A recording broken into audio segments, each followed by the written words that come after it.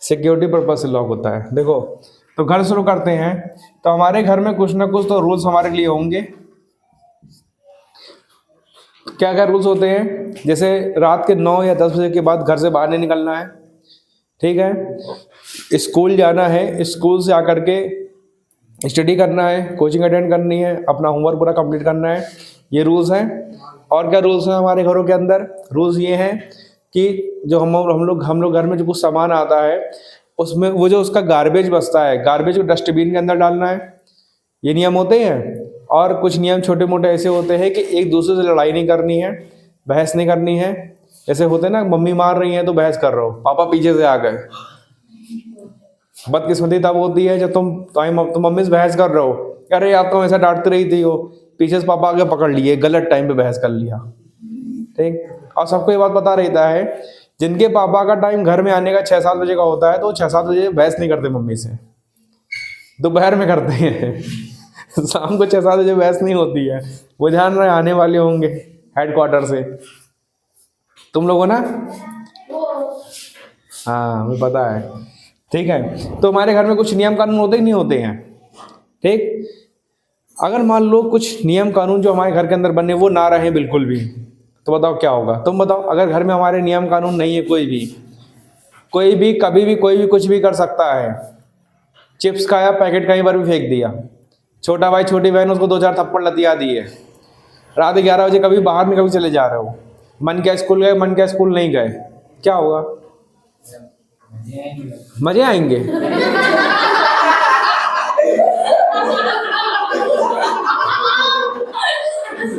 अरे तुम्हें मजा आएगा इसमें?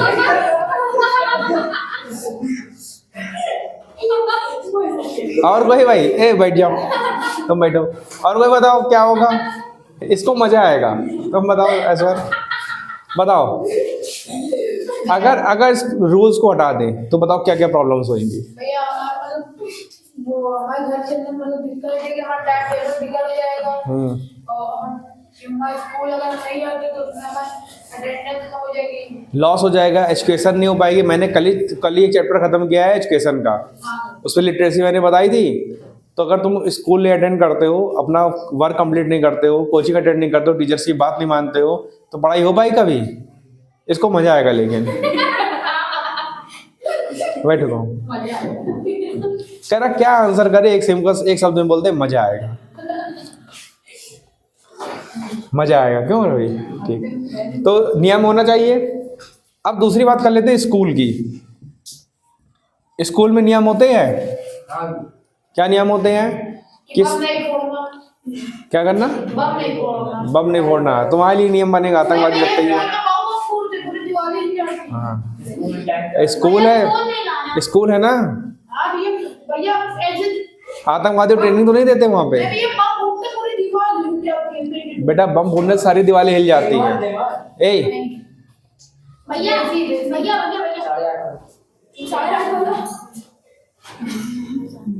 एक से एक यार, स्कूल के कुछ रूल्स मैं बता देता हूँ क्या है। आपको टाइम से स्कूल पहुंचना है, सुबह 7 बजे 7:30 बजे स्कूल पहुंच जाना है। उससे लेट पहुंचते तो क्या होगा? गेट बंद हो जाएगा। ऐसा नियम बनाना क्यों जरूरी, तुम बताओ? इसलिए जरूरी है क्योंकि बच्चे फिर टाइम पे आएंगे, अगर कोई लेट आएगा फिर उसका बार-बार स्कूल के बाहर जाएगा तो नहीं, तो लेट आने में क्या प्रॉब्लम है? क्योंकि लेट आएगा फिर वो उसकी आदत में पड़ जाएगा। ठीक, कुछ हद तक सही बताया। ठीक, क्योंकि बच्चे पंक्चुअल बनेंगे, ठीक है। हाँ, एक डिसिप्लिन आएगा। हाँ तुम बताओ। वो अपने साथ दूसरों का ना बिगाड़े। हाँ और क्या, सही बात है। क्योंकि जब वो बच्चा लेट करेगा फिर उसको देख के सब लेट करेंगे, तो इसके लिए उसको थोड़ी सजा दी जाती है, डांटा जाता है, ठीक है।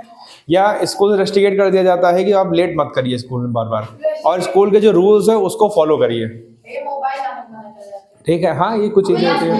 टीचर को क्लास के बाहर जाना, क्लास के अंदर आना। हाँ, टीचर से बिना पूछे नहीं जा सकते हैं।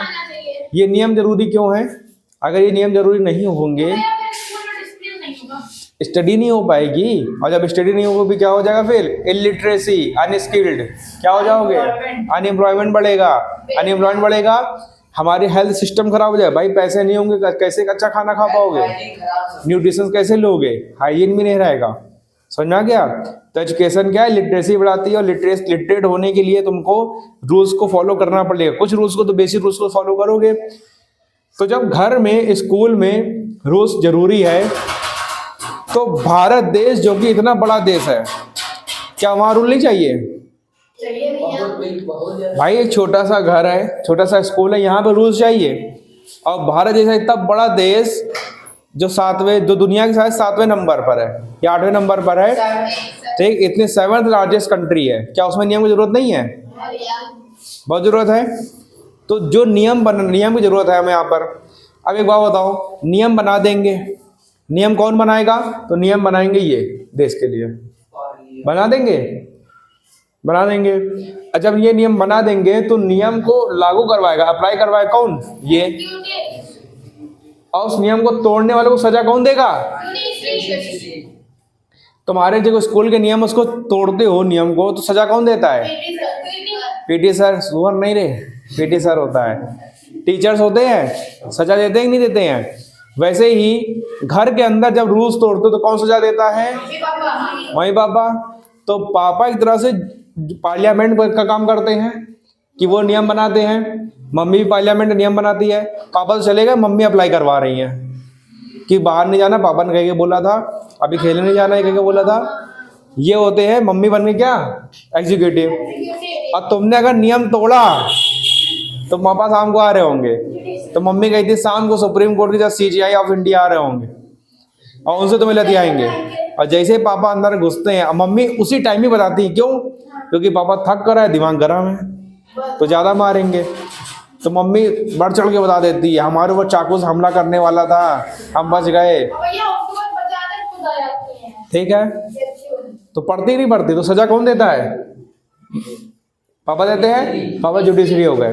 तो जुडिशरी मतलब न्यायपालिका का काम यही होता है, न्याय करना, कि जो नियम तोड़े गए हैं उस पर न्याय करना। एक हम एग्जाम्पल लेते हैं, सिंपल सा एग्जाम्पल ले लेते हैं कि कैसे जुडिशरी काम करती है। सपोज दैट हमारे इंडिया के अंदर एक्सीडेंट्स बहुत होते थे, जिसके लिए नियम बनाया गया कि भाई सब लोग हेलमेट लगा के चलेंगे। क्या लगा के चलेंगे? मोस्टली कानपुर के अंदर एक नियम, कानपुर के अंदर क्या हो रहा था अभी कुछ दिन से, ये बना कि सब लोग हेलमेट लगाएंगे, और जो हेलमेट नहीं लगाएगा उसको 1000 रुपीज़ फाइन भरना पड़ेगा। ये नियम बनाया हुआ किसने? ये कह सकते हो हमारे जो पार्लियामेंट भी बना सकती है इस नियम को, ठीक है, और किसी स्टेट की पार्लियामेंट भी बना सकती है। पार्लियामेंट ले सकते हो या फिर गवर्नर नियम बनाएगा, कहते हो, ठीक है। पार्लियामेंट है और लेजिस्लेटिव काउंसिल है, ठीक है, लेजिस्लेटिव असेंबली है, ये नियम बनाती है। काउंसिल नहीं बनाती है, असेंबली बनाती है। लेजिस्लेटिव असेंबली और पार्लियामेंट नियम बना दी कि जो हेलमेट नहीं लगाएगा उसको, हेलमेट जो नहीं लगाएगा उसको कितने रुपए फाइन भरना पड़ेगा? 1000 रुपीज़। अब ये तो नियम तो बना देते हैं, अब ये रोड पर थोड़ी ना उतर जाएंगे कौन हेलमेट लगाया कौन नहीं लगवाया। तो जो हमारी पुलिस होती है, कौन होती है? पुलिस होती है।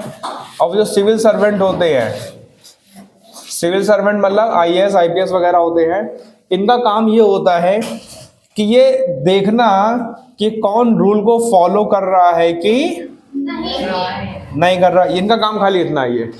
तो ये एग्जीक्यूटिव हो गए। अब ये नियम बना देंगे, ये रूल को फॉलो कराएंगे।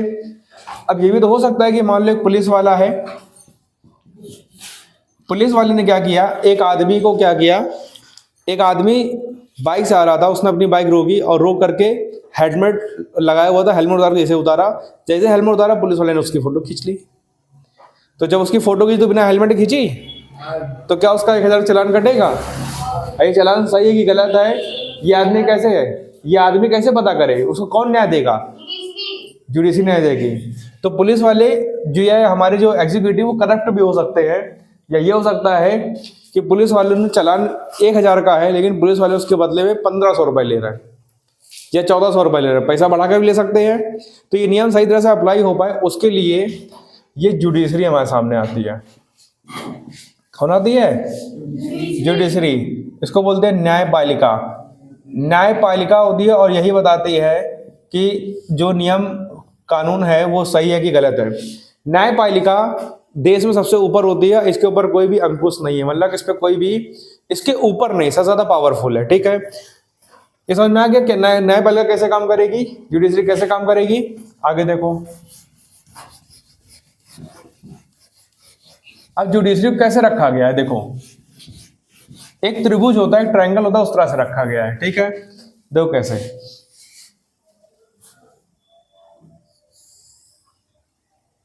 इस तरह से हमें न्यायपालिका को हम लोग दिखाते हैं। तो देखो, सबसे नीचे जो आती है न्यायपालिका वो आती है, जो जुडिशरी होती है उसमें क्या क्या होता है। जुडिशरी में आती है सुप्रीम कोर्ट, हाई कोर्ट और डिस्ट्रिक्ट कोर्ट, ये आती है। ये कैसे काम करती है बताते हैं। जब हम लोग कंट्री की बात करते हैं, देश की, किसकी बात करते हैं? कंट्री की, तो उसमें आती है सुप्रीम कोर्ट। कौन आती है? देश के लिए सुप्रीम कोर्ट काम करती है, वो एक होती है केवल, क्योंकि देश एक है तो सुप्रीम कोर्ट भी।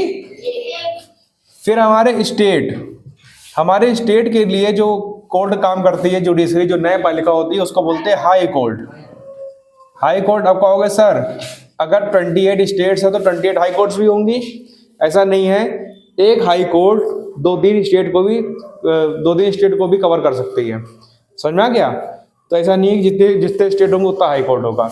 अगर एक हाई कोर्ट है और स्टेट छोटे छोटे हैं, भाई यूपी तो बहुत बड़ा है, लेकिन कुछ छोटे छोटे स्टेट हैं, तो 2-3 स्टेट्स को में काम करती है कौन? High court.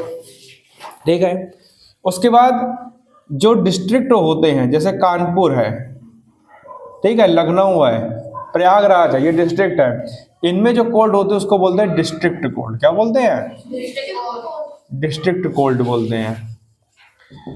अब यहां पर क्या करते हैं, सबसे नीचे हम लोग रखते हैं डिस्ट्रिक्ट कोर्ट को, सबसे छोटी होती है, मतलब इसकी जो वैल्यू होती है सबसे कम होती है। उसके बाद इसको कोर्ट में रख सकते हैं हाई कोर्ट, और सबसे ऊपर पॉइंट पे रखेंगे सुप्रीम कोर्ट को। तो ये दिखाने का तरीका है क्या, कि सुप्रीम कोर्ट सबसे ऊपर है, हाई कोर्ट उससे नीचे है, डिस्ट्रिक्ट कोर्ट क्या है? उससे नीचे है। और भी नीचे होती हैं, ग्राम पंचायत होती है, नगर पालिका होती है, नगर पंचायत होती है, लोकल कोर्ट होती है। ये डिस्ट्रिक्ट कोर्ट एक तरह से लोकल कोर्ट हो जाती है कभी कभी। ठीक है, समझ में आ गया? अच्छा, अब तुमने क्वेश्चन पता नहीं मन में आया कि नहीं आया, हम बता देते हैं। हम ऐसे भी तो दिखा सकते थे, एक लाइन बनाते, कहते यहाँ पे सुप्रीम कोर्ट है SP, हाई कोर्ट है, सुप्रीम कोर्ट है SC, हाई कोर्ट है HC और डिस्ट्रिक्ट कोर्ट है DC। नहीं सर, सुप्रीम कोर्ट एक ही है, हाई कोर्ट उससे थोड़ा ज्यादा है और वो उससे और ज्यादा है। समझ में आया? सही है। तो ट्रायंगल क्यों दिखा रहा है? क्योंकि देखो, ट्रायंगल सबसे ऊपर पार्ट कैसा है? छोटा सा है, इसका मतलब सुप्रीम कोर्ट एक ही है। उसके और नीचे बढ़ोगे, ये चौड़ा हो गया, बड़ा हो गया, मतलब हाई कोर्ट इससे ज्यादा है। और सबसे नीचे आओगे तो ये और बड़ा हो गया, इसका मतलब डिस्ट्रिक्ट कोर्ट सबसे ज्यादा है। समझ में आ गया? जब भी हमारे संविधान में, कॉन्स्टिट्यूशन में आर्टिकल है कितना? 32 कहता है अगर किसी भी इंसान के साथ उसके फंडामेंटल राइट्स वायलेट किए जाते हैं तो आर्टिकल 32 कहता है कि आप सीधा सुप्रीम कोर्ट जा सकते हो। और आर्टिकल शायद 226 कहता है कि आप हाई कोर्ट जा सकते हो। इसका मुझे एग्जैक्टली याद नहीं है, लेकिन इन दोनों में यही है। ठीक, इसका 226 और ये आर्टिकल 32 ये कहता है। ये तुम्हारे काम की बात नहीं थी, हमने नेक्स्ट टाइम बताई है। ये चीज़ हो गई। कभी कभी ऐसा हो जाता है कि मान लो किसी इंसान के साथ फंडामेंटल राइट्स, मतलब समझते हो क्या होता है? हाँ, फंडामेंटल राइट्स का मतलब कॉन्स्टिट्यूशन आपको 6 अधिकार देता है, 6 राइट्स देता है। वो 6 अधिकार आपको मिलेंगे। 6 अधिकार क्या हो सकते हैं? जैसे हो सकता है आपको होता है राइट टू फ्रीडम, आज़ादी। ठीक है, आपको स्वतंत्रता का अधिकार है पूरी तरीके से, राइट टू फ्रीडम है कि आप आज़ादी से लीगल तरीके से कानून के दायरे में रह के जो करना चाहते हो वो कर सकते हो। अगर कोई ऐसा आदमी है जो छोटी जात, कल मैंने बताया था SC ST बताया, ये लोअर कास्ट में इनको माना जाता है। हालांकि कोई लोअर कास्ट अपर कास्ट नहीं है अभी, लेकिन समाज इनको लोअर कास्ट मानता है। तो मान लो एक मोहल्ला है जो कि उच्च जाति का है, हायर कास्ट का है, उनके बीच में एक आदमी घर खरीदने गया। ये मान लो कि एक एरिया है, इसमें जो लोग रहते हैं वो हाई कास्ट के हैं, हायर कास्ट के हैं, ठीक है। एक आदमी है मान लो लोअर कास्ट का है, वो एलसी मतलब लोअर कास्ट का है, और यहाँ पे वो घर खरीदना चाहता है। तो हायर कास्ट वाले क्या ऐसा बोल सकते हैं कि इसको यहाँ से भगाओ क्योंकि ये लोअर कास्ट का है और हमारे बीच में घर खरीद रहा, ठीक है, ये ऐसा बोल सकते हैं। लेकिन इसके साथ ऐसा कर नहीं सकते, सोच सकते हैं लेकिन कर नहीं सकते। क्यों? क्योंकि क्या नाम है, फंडामेंटल राइट्स कहता है राइट टू चूज। क्या कहता है? राइट टू चूज, चुनने का अधिकार। चुनने का अधिकार मतलब आप अपने मनपसंद का घर रहने की जगह चुन सकते हो। तो ये यहाँ पे रह सकता है। और मान लो इन लोगों ने इसको भगाने की कोशिश करी कि तुम छोटी जाति के हो, निकल जाओ यहाँ से। तो इसकी वजह से क्या होगा, आर्टिकल 32 इससे ये क्या कहता है कि तुम जाओ सुप्रीम कोर्ट, और 226 कहता है तुम जाओ हाई कोर्ट के पास। तो ये किसके पास आएगा? इन किसी कहीं जा सकता है, सुप्रीम कोर्ट। लेकिन सबसे पास जो कोर्ट पड़ेगी उसको कौन पड़ेगी? District court. अब मान लो ये आदमी डिस्ट्रिक्ट कोर्ट में आ गया। डिस्ट्रिक्ट कोर्ट और हाई कोर्ट को बता देती है। हाँ, मान लो ये आदमी कहाँ गया, ये लोअर कास्ट का एक आदमी है और इसको कास्ट को लेकर इसके साथ डिस्क्रिमिनेशन हो गया। डिस्क्रिमिनेशन समझते हो क्या होता है? भेदभाव होता है कि कोई तुमसे कह दिया तुम तो छोटी जाति को 2-4 थप्पड़ मार दिया, उसे बेचारे को पीट दिया, उसको लूट लिया, इसको कहते हैं डिस्क्रिमिनेशन। या किसी को भी अगर उसकी कास्ट को लेकर कुछ बोलते हो और वो उसको हर्ट होता है, ये भी डिस्क्रिमिनेशन में आ जाएगा, ठीक है। तो आदमी डिस्ट्रिक्ट कोर्ट में आ गया।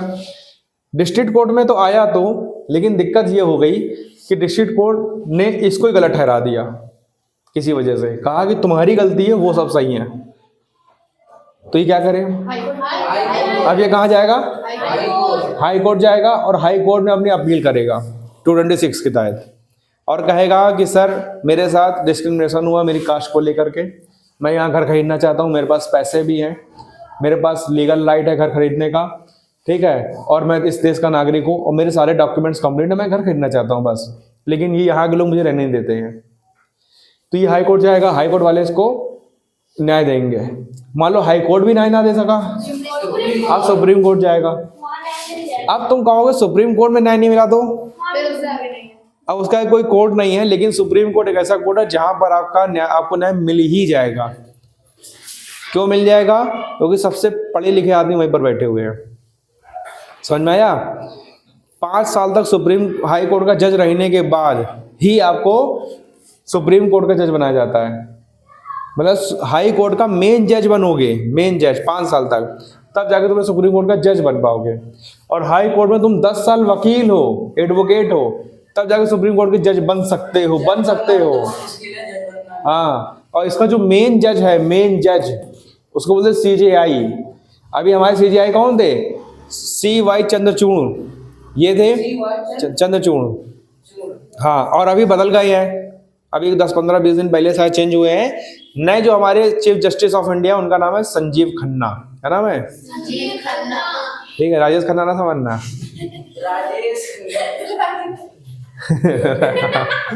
संजीव खन्ना, ठीक है, ये समझ में आ गया तुम लोग को?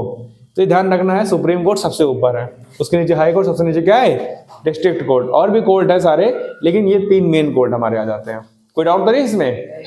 नहीं है। तो ये तुम्हारा इंट्रोडक्टिव वीडियो था। इसमें हमने तुम्हें खाली इतना बताया कि न्यायपालिका मतलब जो हमारी जुडिशरी वो कैसे काम करती है, कौन कौन हमारी जुडिशरी है, सबसे ऊपर कौन है, सबसे नीचे कौन है, ये हमने तुम्हें बता दिया। अब हम लोग तुम्हें कल से बताएंगे कि इसके जो जज होते हैं कैसे आते हैं, इनकी सैलरी क्या होती है, इनके जज कैसे आते सेलेक्ट चूज किए जाते हैं, इनकी सैलरी क्या होती है, कितने साल तक जज रह सकते हैं, ये इनके पास कौन कौन सी पावर है, ये क्या क्या कर सकते हैं। हालांकि बहुत पावरफुल होते हैं, बहुत पावरफुल होते हैं। जब सुप्रीम कोर्ट का जज होता है ना, उसके पास एक आदमी जाएगा, अरे भाई साहब सुनिए जरा। हाँ, कौन हो? अरे हम नरेंद्र मोदी। तुम नरेंद्र मोदी कौन हो? अरे भारत के जज है। हाँ तो ठीक, पीछे लाइन लगा के हो ना, लाइन लगी जा करके। इतने पावरफुल है, किसी को नहीं समझते। एक IAS अधिकारी इनके सामने जाता है, उसको डांट देते हैं सबके सामने। जो DM CM कुछ भी जाए, किसी को नहीं समझते हैं, सब बहुत दमदार होते हैं सब। और अगर किसी एडवोकेट को तुमने हाथ लगा दिया तो पुलिस वाले को हाथ लगाओ भले एक बार छोड़ दो, लेकिन एडवोकेट को हाथ लगा तो पूरा एडवोकेट मिल के मारेगी। अब पुलिस वाले भी एडवोकेट से डरते हैं। क्यों डरते हैं? क्योंकि पुलिस वालों को पता है कि जो केस बनेगा उसको जो आगे बढ़ाएगा कौन बढ़ाएगा? वकील। वकील को तुमने मारा है तो वकील काम ही नहीं करेगा। वकील कहेगा अच्छा ये केस अच्छा वकील के अगेंस्ट में है, तो देश का कोई भी वकील के खिलाफ तुम केस लगवाते हो और किसी वकील के पास जाओगे केस को आगे बढ़वाने के लिए तो वो लेगा ही नहीं। गलत क्या? उनकी यूनिटी है। क्योंकि देखो होता क्या है ना, एक वकील है उसने क्या किया, दो लोग गए, मान लो एग्जाम्पल तौर पर ले लो, मान लो एक ये आदमी है ठीक है, और एक ये आदमी है, ये क्रिमिनल है, ये क्या है? ये बहुत खतरनाक आदमी, पैसा बहुत है, वेपन्स इसके पास बहुत है, पावरफुल है कायदे का। और ये मान लो एक आदमी ऐसा है, मान लो पुअर है ये। अब एक आदमी जाता है, इसको क्या कराता है, इसको दिलाता है न्याय। वो वकील है, इसको न्याय दिला देगा। ये क्या करेगा, उसको धमका सकता है वकील को कि अगर तुमने इसको न्याय दिलाने की कोशिश करी तो हम तुम्हारे पूरे परिवार को मार देंगे एक साथ, अब बचोगे नहीं कहाँ गए। तो बड़ी दिक्कत है कि नहीं वकील के साथ। अब वकील को ये करना बड़ा उसकी मजबूरी है इसको न्याय दिलाना, क्योंकि इसका काम लेगा। इसलिए वकील को अपनी यूनिटी बना के रखनी पड़ती है। तो वकील के अगेंस्ट में जा करके अगर तुम रिपोर्ट लिखाते हो तो कोई वकील जल्दी आगे बढ़ाएगा ही नहीं जब तक वो जेन्युइन नहीं है। इसीलिए जितने वकील होते हैं किसी को भी गिरा के बहुत मारते हैं। और जब पुलिस रिपोर्ट लिखाने जाओगे और पुलिस ले जाएगी तुम्हें जज के सामने, कैसे करोगे काम? तो तुम्हारा कौन आगे बढ़ाएगा? वकील। तो बड़ा मुश्किल होता है। इनकी यूनिटी जज के सामने डायरेक्ट पहुंचा तब तो वो डिसीजन ले लेगा, लेकिन कोई वकील तुम्हारे भाई अगर बहुत पढ़े लिखे हो तो जाओ जज के सामने डिबेट करो कि हमें कम मारा गया, या तो कोई वकील हायर करो। और 95% लोग वकील को हायर करते हैं। बॉलीवुड मूवीज की तरह नहीं होता है कि मेरे पति के ऊपर आँच आ गई है तो बड़े बड़े वकील को छोड़ करके वो करीना कपूर जाकर के अक्षय कुमार केस लड़ रही है। अबे वो जज है, बहुत मारेगा पहली चीज, तो 4-5 क्या बोला जाए उसके लिए, ठीक है। सुप्रीम कोर्ट के जज को कितनी सैलरी मिलती है ये कल बताएंगे हम, ये सारा कल का लेक्चर है। ये होती है, तुमने मूवीज में सुना होगा सनी देओल कहता है फाड़ दो कानून की किताबें, जिसको जब ये न्याय नहीं दे सकती हैं। वो जज है 20 से 2 कर देगा। सर वो ओ माय गॉड में उसको कोई वकील नहीं मिल रहा था तो खुद ही वकील बन गया था।